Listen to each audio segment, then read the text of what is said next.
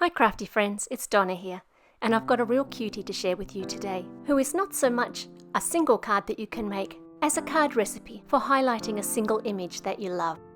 It's wonderful to see so many new people joining our community. For those who are new, I'm an Australian living in Tokyo, studying Japanese as hard as I can, and making cards as often as I can. This stamp set is from Pink and Main, and it's called Cocoa for You. I've decided on my basic colour scheme. I love chocolate brown with blue, so I've grabbed out those markers to start with, and then I'll add to that as we go along. I've left the colouring of the scarf in real time, and beyond that I'm going to speed it up. I'm adding in the darkest colours where two items are overlapping and I'll have a shadow, and also I'm experimenting this time with bringing my darkest line in a little bit from the edge to give the images a little bit more of a 3D look. I am not an expert colorist, but I really enjoy it. And I hope that the fact that I'm not an expert and I don't do a million things means that it's something that everybody's happy to follow along with. While we're colouring, I thought I'd tell you my coffee story.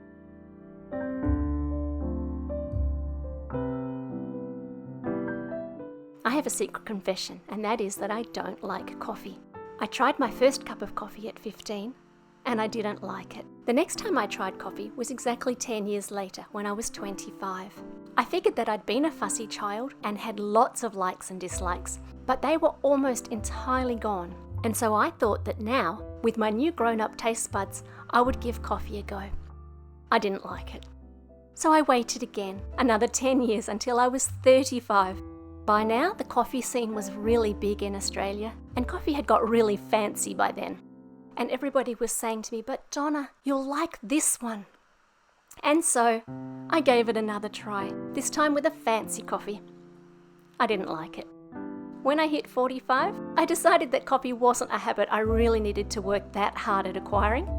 I love green tea, and I love a hot cup of cocoa on a cold day, and that suits me just fine. I have a range of browns, going from very dark to very light for this bear, and we'll quickly colour him in. Luckily for us, we have a jazz waltz to listen to for the colouring. This was the first piece composed for this channel by my son Darcy, and I think it's still my favourite. Enjoy.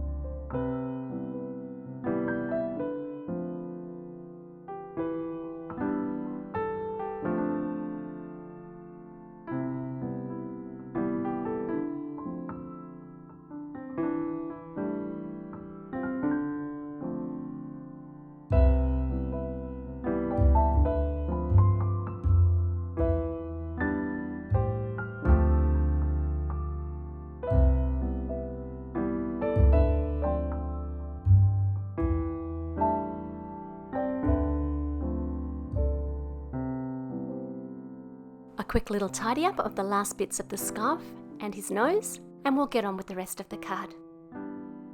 I'm going to use the matching dies to cut this out. I use scissors a lot in my card making, but boy do I love coordinating dies.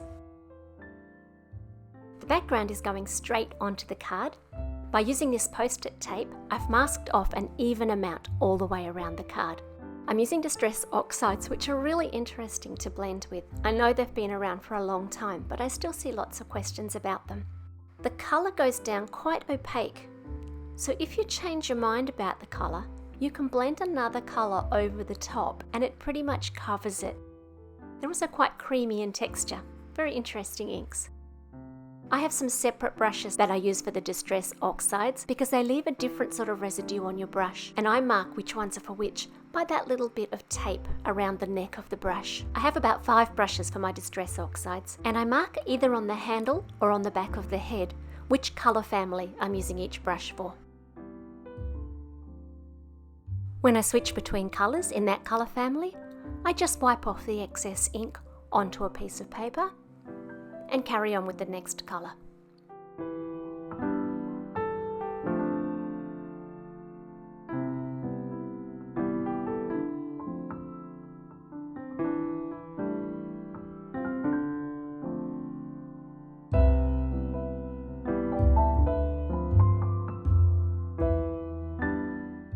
Once all the blending is done, I'm going to spatter this with water.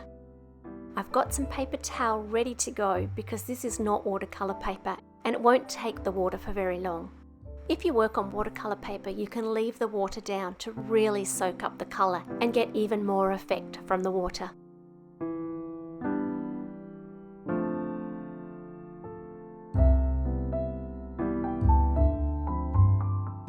Once that's done, we can peel back the tape and reveal the magic.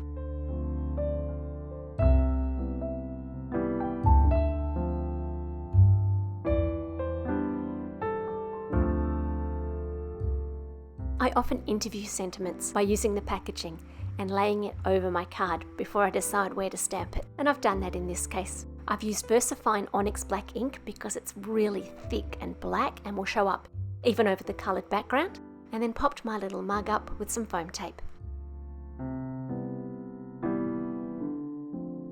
There are so many different ways that you could stretch and change this card idea. I hope that you'll try them. I'm going to leave you with some pictures of the finished card. Feel free to like and to subscribe if you'd like to see what's coming up next, and I'll see you again soon. Bye for now.